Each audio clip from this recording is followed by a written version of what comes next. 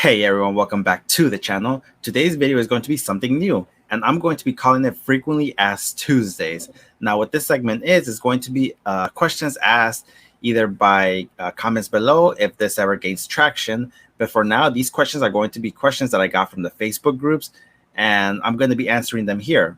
Whether these questions apply to you or not, it's always great to know the answers to these questions because you never know. It might be a question that you want to know. So I got this idea from Lindy Glenn. She's the one that started this out. She started out with Frequently Asked Fridays, but unfortunately she did have to stop this segment because she ended up opening a bin store and all that, so she has no more time to do it. These videos were generally about 40 to 50 minutes long, sometimes an hour, and I enjoy those videos because I could have them playing in the background and not actually have to look at the screen. I could have it in the background playing while either working or packing or anything. So I want to give this segment a try. If you guys want your question featured for the next video, for the next one, which would normally be uploaded on Tuesdays, which I am recording it on Tuesday, please write in the comments below. Start it out with 3 question marks. That way I can know it is an actual question, not just a comment. And it'll be a chance for me to answer your question live on screen. And of course, if I do know the answer. If I don't, I will research it and try to answer it for you. Hopefully that makes sense. So again, these questions I got from the Facebook groups. They were from various groups that I'm in, and hopefully these questions help you out. And let's get this segment started. So the first question is a Makari question. Is there a way to reset all your original prices after sending offers? So I'm going to guess that this person was asking if they can put their original prices back after promoting an item. So on Makari, if you don't know, you can promote up to 10 days and you could put your listing back to the top as long as you put the price back down. Now, the way you can do that is, yes, you can do that. On Makari, you just go, there's a box. Now they can just do it from your actually selling page and just put it back to your normal price. The problem with that is, though, say you have an item for $50. You do the promote so that way you can put it back up to the top. It goes to $47, I think is minus 10% or something like that.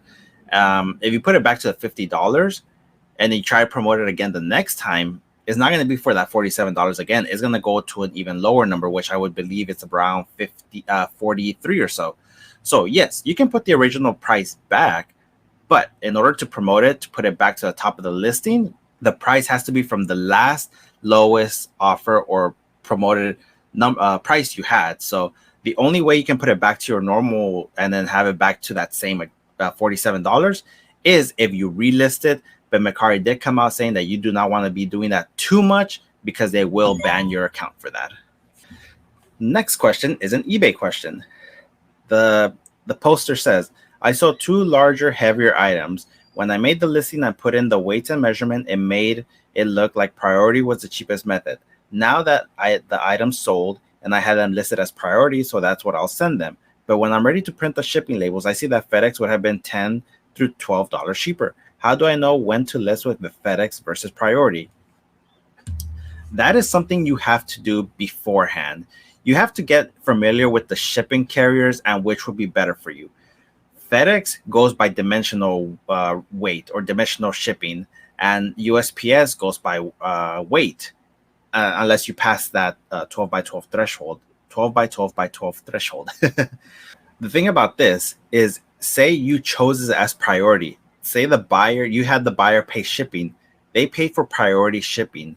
You cannot switch carriers if it's cheaper for you. You can do that, but it can be a problem. I haven't had that problem before because I've only used FedEx once, and I did have a problem with FedEx themselves. They billed me for twice the amount because that's just what they did, and eBay couldn't do nothing about it. So if you plan to ship with USPS, ship with USPS. If the buyer paid for FedEx, then ship FedEx. You just have to familiarize yourself with what shipping method will be cheaper for you. I have no experience with UPS or FedEx because I do not use those carriers. I only use USPS. So hopefully, if you are more familiar with FedEx or UPS, go with it. But you ship whatever method the buyer paid for. If you did free shipping, then you can ship whatever method you want because you, of course, are paying the shipping and the buyer can't complain. Next question is a Makari question. Hello, I have a buyer that paid for 2 separate listings. How can I combine shipping since they already paid? On Makari, you cannot combine shipping. So the only way you can combine shipping on Makari is if you make another listing with those 2 items and then send the buyer the link or the listing for the bundle. On Makari, if they already paid for 2 items, even if it's the same person, then you have to print those 2 separate labels and send them separately. There's no other way you can do it because in order to get paid by Makari, that tracking number has to show delivered. And say you'll only ship one, say you ship both items in just one package with one label, you're only going to get paid for that one label, for that one order that the tracking shows as delivered. The other one, the buyer will be able to cancel and get a refund. So you would lose out on money. So if the buyer paid already, and even if it's the same person, if it's 2 different orders, you have to ship for those with 2 different tracking numbers. The only way to do it would be to make another listing with those 2 items and then send it to the buyer and then have them purchase again through that listing, and then you're good to go. Next, we have an eBay question. Can anyone help me with eBay shipping? I am seriously struggling. Do I need to try and package every item as I listed to tell eBay the exact box dimension and weight so they can correctly estimate shipping? Help, am I missing something? Thank you. So when it comes to shipping on eBay, it's actually pretty simple.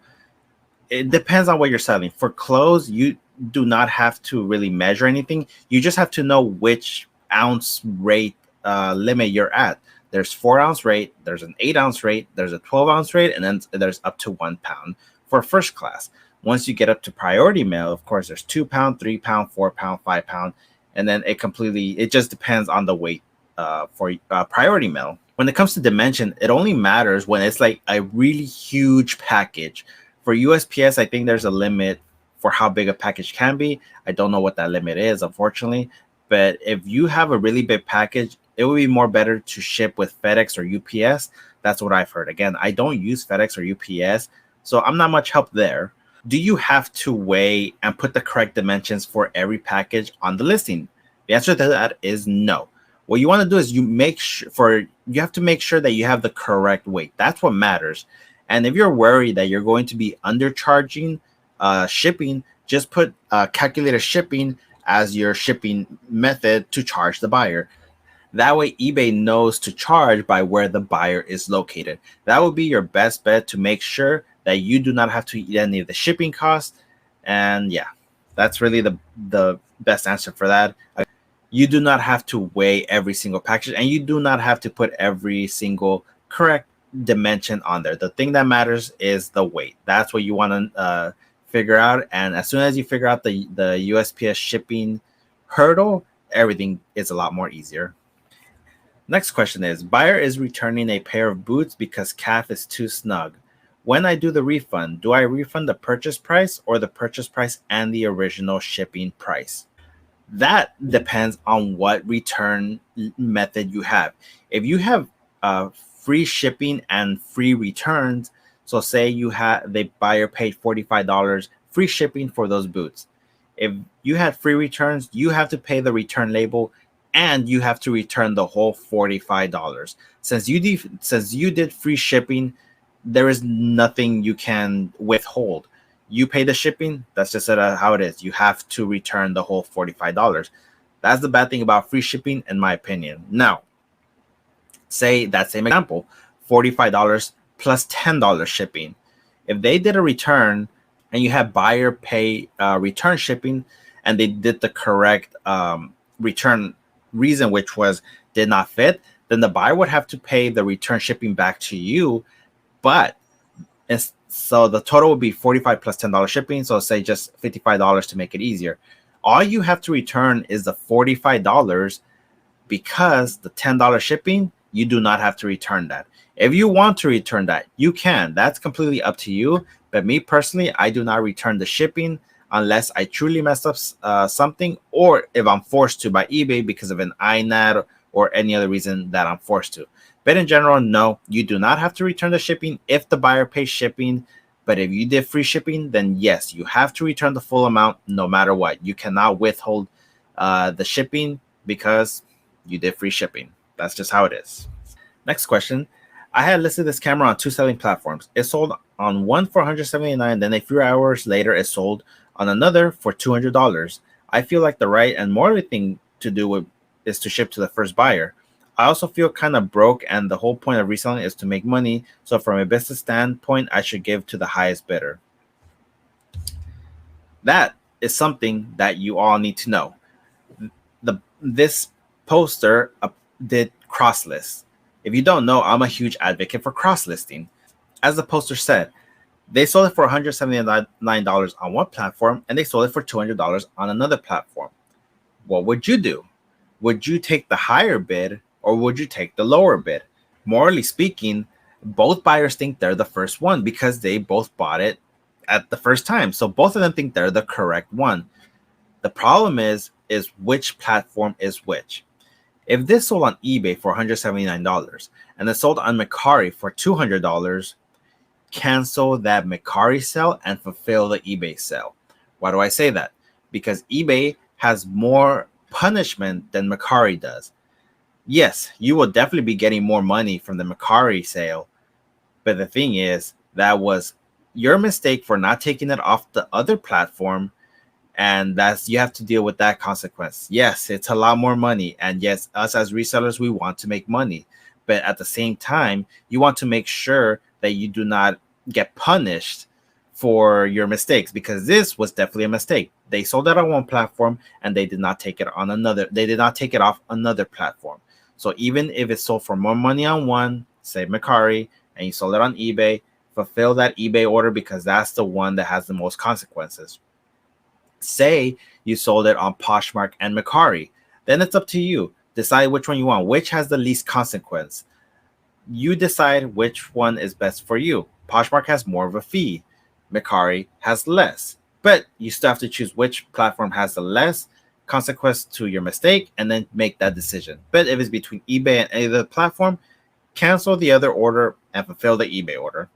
That is one of my biggest rules when it comes to cross-listing, because it definitely will happen. It's happened to me twice already, and I always canceled the other platform order, even though the other platform order was a lot more money and, of course, with no possibility of return after 3 days. Next question. I have a question. I am new to Makari and want to know if I can sell an item for $500 and up. I know Makari only insures up to $200. Should I not sell items over that? Any info would be greatly appreciated. When it comes to Makari, the $200 is all they cover when you use their shipping label. You can definitely sell for things over $500. I've seen it, and yes, you can. But say something does go wrong, Makari will only cover you for $200, and I believe it's only for shipping. I'm not 100% sure what it even covers because I have never had to use it, thankfully. But you have to make sure you use Makari's label. If you don't use Makari's label, they will not have your back. Say something does go wrong, you're out that $500, and Makari will tell you you're on your own. You did not use our label, so we will not have your back. So if you do sell a Makari and you sell expensive items, yes, I know their shipping is completely out of whack and you can ship it a lot cheaper yourself. But if you don't use Makari's label, you will lose that protection. Next question. The same buyer bought the same item from my eBay and Makari platform within seconds of each other. Mind you, I have the same store on both platforms and the same pictures for them. I messaged her on both platforms and crickets. I've had this exact same situation happen to me. I had a seller who bought a hat from me on both Facebook and Poshmark. Yes, Facebook and Poshmark. And it was the exact same person because it was the exact same address. So I already knew that I would have to cancel one of the orders, and the one that I canceled was the Poshmark order. Now, why did I do that? Again, back to the previous question that I had. You have to choose the platform that has less consequences. Poshmark has a less consequence for canceling than Facebook does. Facebook actually has a cancellation rate on their platform, and if you have a high enough cancellation rate, Facebook will take away your shipping privileges, but I don't know if they'll take away your Facebook marketplace privileges. So in that instance, what you want to do is you have to cancel the order that has the least consequence. In this case, I would definitely cancel the Makari order and fulfill the eBay order. Next question. Sample not for resale. Does anyone have any idea what this means when imprinted in sneakers and or shoes? I found a pair of sneakers with this info which I did not notice until I got home. What this means is that this shoe was a sample for a certain store. I don't know what store it is, but it's for a certain store. The reason they put that is because that particular store cannot sell that sample shoe. They were not allowed to sell it. I think they usually use those for like concepts, not concepts, or like a little preview or stuff. I'm not 100% sure actually, but I've sold shoes that had samples not for sale before.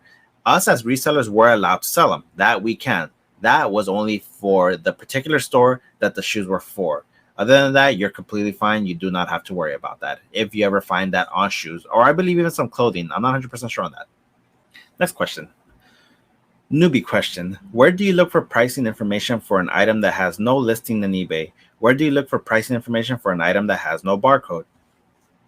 So the first one, where do you look for information with no listings on eBay? In that case, you would definitely want to do a Google search. Just put in a Google search for that particular item and see if anything comes up. If nothing comes up, try Google Lens. Google Lens is an awesome free reselling tool. I mean, it's just a tool, but it's awesome. A lot of resellers I know do use it, and it does an image search on that particular item, and it is amazing. I've had really great success with it, and I found a lot of shoes have no information on eBay at all just by that.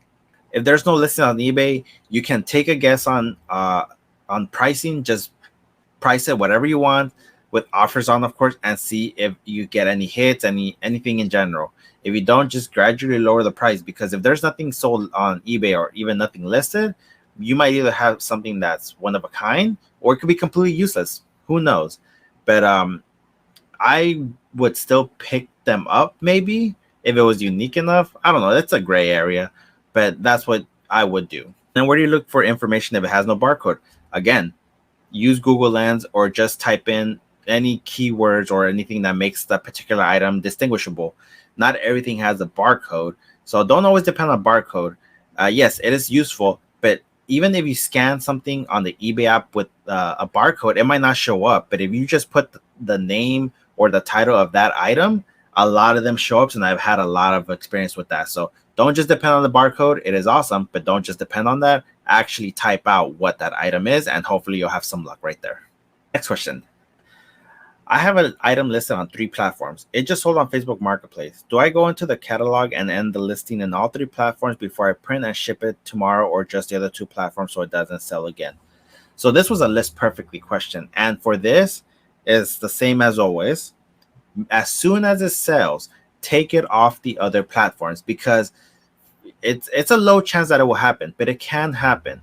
Take it out of the other platforms because you do not want that headache. You do not want to send a potential buyer a message saying, it's like, hey, I sold it on another platform, I cannot sell it to you. 1, you can have a very bad angry customer, and 2, you just don't want that kind of hassle either. So if you're cross-listing, make sure you take it off of the other platform. It is very important that you do, again, because you do not want that headache, and it's just bad business. If you are cross-listing, be responsible, and as soon as something sells, take 5 minutes out of your time, or even 2 minutes. It doesn't take that long, and just delist it from the other platforms. It's very easy and very fast. That way you can avoid that headache. Facebook Marketplace question. Someone did a chargeback on an item I sent. I sent the correct item, correct condition, everything. I lose on the sale plus $30. Facebook is charging me because of the chargeback, even though I sent the correct item. Is there anything I can do about it? The unfortunate answer is no. I've had this exact situation happen to me as well, and Facebook did nothing. As soon as you use that contact button on either instant chat or email, you cannot contact them again. I sold a pair of Crocs, $20. The buyer claimed that I did not send them the correct size, that they were mismatched, but even the pictures show that they were the correct size. Unfortunately, Facebook did a chargeback without me knowing. I tried to appeal it, but there is no way to find that appeal button. I even messaged them and nothing. They charged my account, and I lost on that $20 and on the shoes. So sad answer is no. That is a big flaw with Facebook right now, and unfortunately there is nothing we can do. A lot of people are having this problem, but if you're not willing to lose that money, do not sell on Facebook Marketplace. I still do. I am not getting as many sales there, but the platform is just so buggy and so many problems. Like the customer service is non-existent that if you're not ready to lose that money or the item, do not sell on Facebook Marketplace. Next question? What is the eBay policy for seller protection when a buyer uses a freight forwarder? When a buyer uses a freight forwarder, the buyer loses all their protection. From what I understand is as soon as it reaches that destination or the freight forwarder, that's it. That's where it's supposed to go. Saying a buyer tries to claim that something went wrong, I think all you have to do is claim as like, hey, I sent it to where I was supposed to send it, which was the freight forwarder company. And I think they even say that, well, yeah, they lose their protection because it's not them themselves who fulfilled the item. Again, I'm not too familiar with freight forwarding. I know I have had people buy them from me, but I've never had a problem with it. But from all the other comments that I read, yes, they lose their buyer protection because they use a service that just wasn't meant to be used that way, I guess. Next question. Do any of you use recycled boxes? Do you think it sends a negative impression to the buyer, or do you think most do not care? That's a gray area question, I would say. A lot of buyers probably won't care as long as their item arrives safely. If you use a food container box, then okay, maybe that might be different because it can have a smell, and maybe some people are actually allergic to some of that stuff. But if it's like, say, an Amazon box that you recycled, or it's a box from, I don't know, just a regular box, I don't think it really matters. As long as you ship it to the customer and the customer gets it back completely good, you're good to go. As to if it sends to a negative impression, I don't believe it does. It's like it's the box. It's meant just to be meant for use to ship it, and that's it. I don't think it does. Next question. So I cross-post my item over to Makari, and I was wondering, do items sell faster if you put stuff in the tag section? If so, I will go back and add them. So I put tags in all my listings, just the 3 tags that Makari allows. I know there are some sellers out there that bombard their listings with the keyword tags in the bottom, which Makari says, no, don't do that. But from what I understand and from what I see, even with the Poshmark ones, no, I haven't really seen much of a difference. Maybe it might help a little bit if it's certain words that you can't fit in the title or description anymore, but I don't really see any difference with it. If you do use it, I'm all for it, but I don't know if it'll help. Next question. Where do you all get your products from, and how well are they doing for you?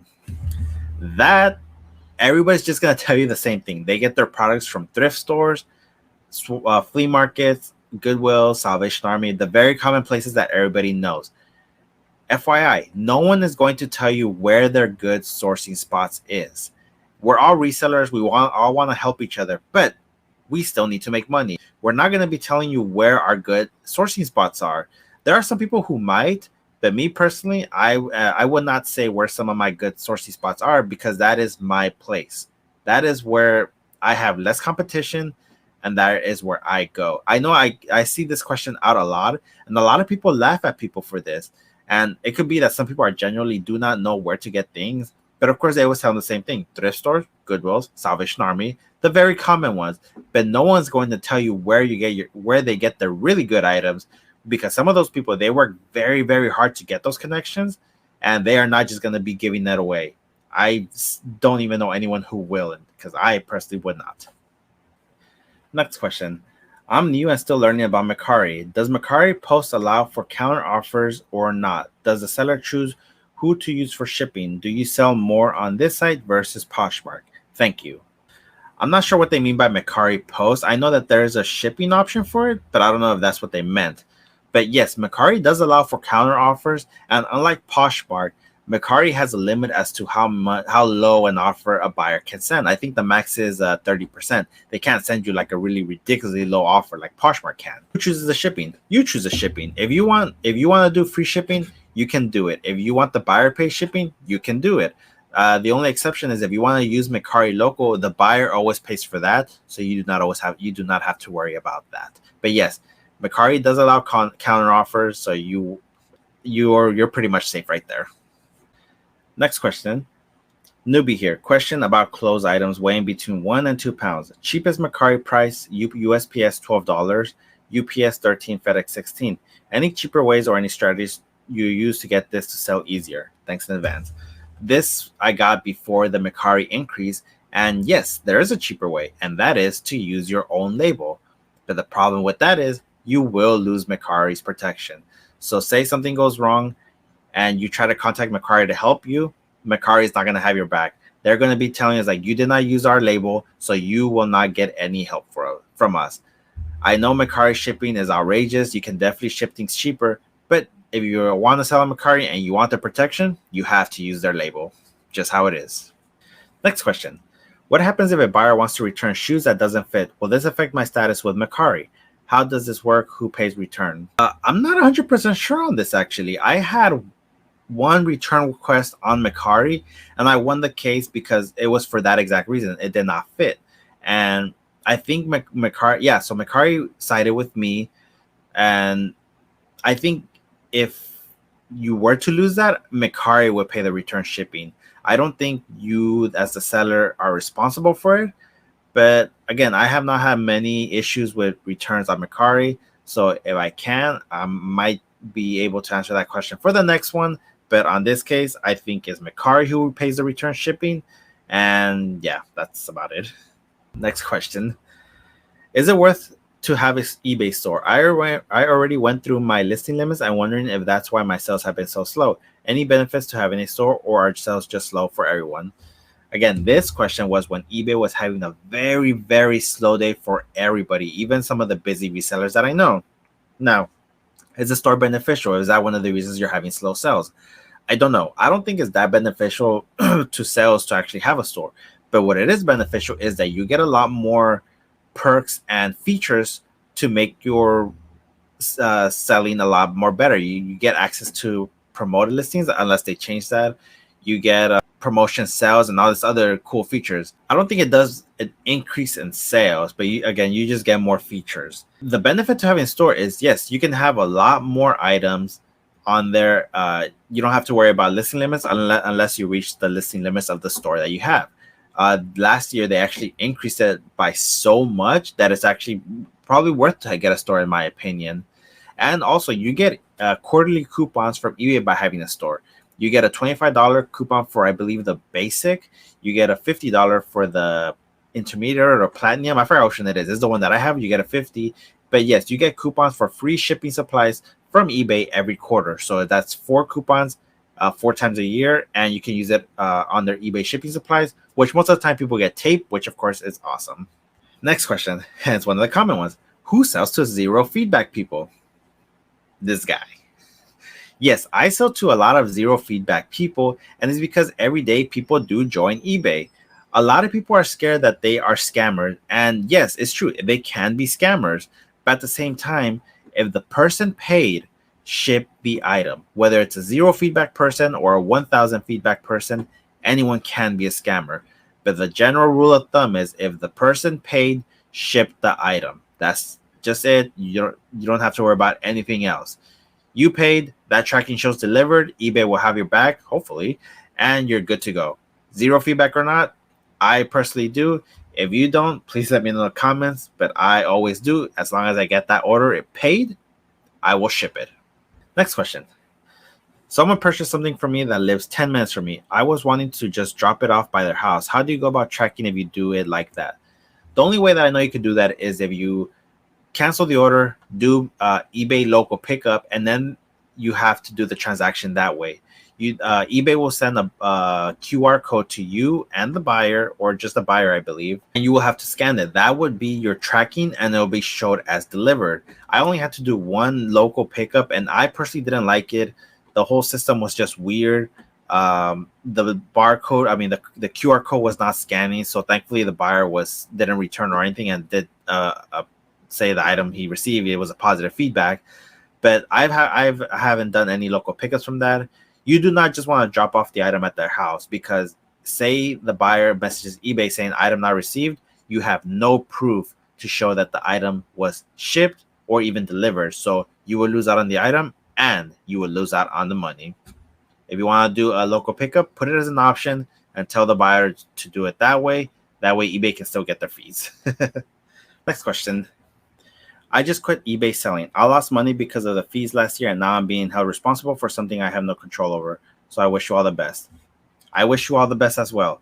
The thing is, eBay fees are eBay fees. You're going to have to pay it no matter what.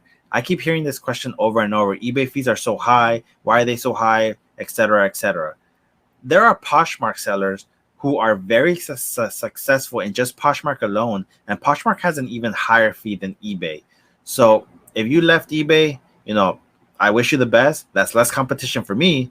But the thing is, you have to pay your fees no matter what. It's just how it is. It's part of the reselling game. If you make a platform that has the same amount of traffic as eBay and you charge no fees, please let me know. I will go on that platform. But right now, eBay is the platform with the most traffic, and I will still continue selling there even if their fees increase. You just have to adjust for that change, and that's just part of the reselling game. How do you know what to charge for shipping? Can someone please teach me, please? That's up to you.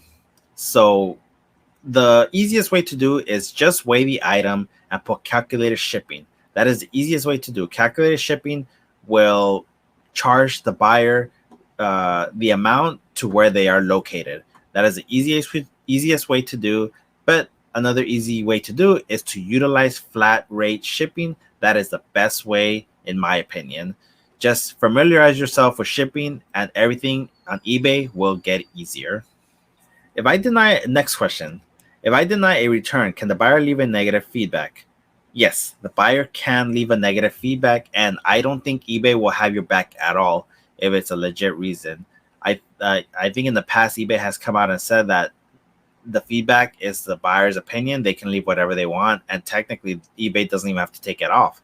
That's just what I heard. I don't know if it's true or not. eBay has always taken off every negative feedback that I got because it was not justified, and I showed that I did nothing wrong. But if you do deny a return, yes, the buyer can leave you a negative feedback. Next question. How long can a buyer have a package held at the post office before Poshmark will release the earnings?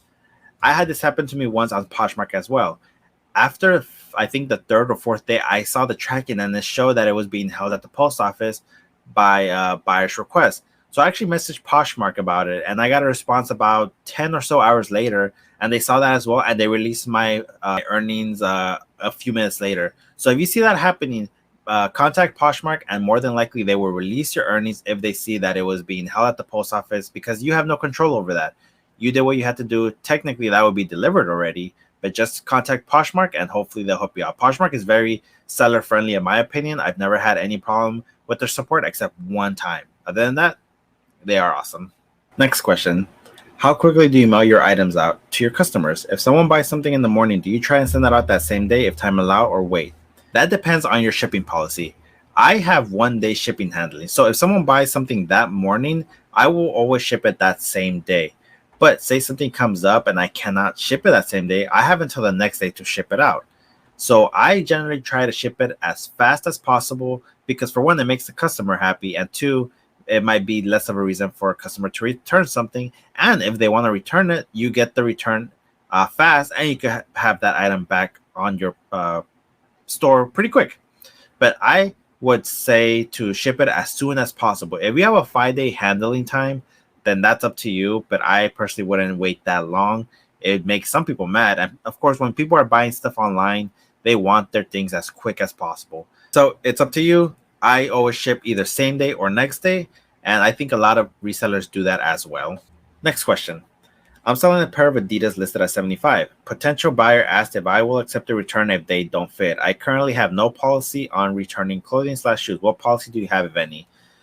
So if a buyer is already asking if you can return an item before they even bought it, that is a huge red flag to me, saying that they are already planning to return it no matter what. That's just me. It could be different for everybody else. But if they are asking, I would just say that I would just not talk to them anymore. Whether you have a return policy or not, it doesn't matter. If a buyer puts item not as described, you will be forced to accept that return on eBay. I believe on other platforms it's not. I know Poshmark does not accept returns for fit. I'm not sure about Makari, but if it's on eBay, yeah, it doesn't matter what your return policy is, you will have to accept that return.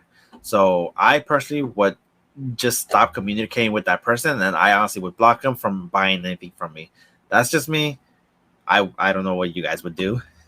Next question. Poshmark question. It's been a while since I sold something on Posh. Can I use a padded flat rate envelope for shipping? Yes, you can use a padded flat rate envelope for shipping on Poshmark. It says it on their label that you can use any shipping priority mail box except for Express for Poshmark. The thing is with this, some postal workers, they still don't know that you can use any priority mail shipping box for Poshmark. And a lot of postal workers still don't know this and give you a hard time. So if you can ship it in just a regular priority mail box, then that would be best. But if you have to use a padded flat rate envelope or even a medium flat rate box, then technically, yes, you can use those shipping supplies for Poshmark. Now we are down to the last question. New seller here. What is the seller's responsibility when post office tracking shows priority ship package delivered to buyers from Porch, but the buyer says they did not receive the item? Does the seller refund? No, do not refund the buyer if that were to happen. But if the buyer is to open a case saying that they did not receive their item, all you have to do is upload that tracking, show that it was delivered, and that is it. You did your job as a seller. What the buyer has to do is they either have to go to the post office or look around with their neighbors to see if the package was delivered with them. Other than that, there's nothing you can do. You did your job. Your job was only to ship the package, and that is it. The rest is up to USPS, and eBay will have your back as long as you show that the tracking shows delivered. You are good to go. So, guys, that's the questions that I had. Those are about 30 or so questions, and this was just going to be a little test run to see if you guys like this segment. I made this segment purposely long. That way you can have it either in the background to listen to questions or, to have something in the background while packing or anything. I personally like this. I like answering questions. And if you like this, please let me know in the comments below. If you want your question featured on the next video, leave a comment down below with 3 question marks in the beginning. That way I can know that you want your question answered on my next Frequently Asked Tuesday video.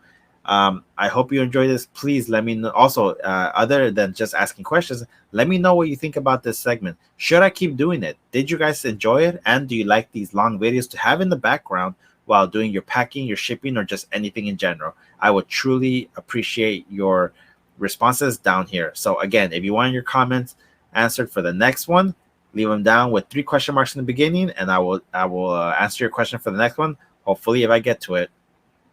And also, let me know down in the comments if you enjoyed this and if I should continue doing it. So thank you so much for watching, guys. I know it was a long video, but I did that on purpose, and I hope you really did enjoy it and found some value out of it. Again, thank you so much for watching or listening. Stay safe, take care, and I'll see you for the next one, guys. Take care.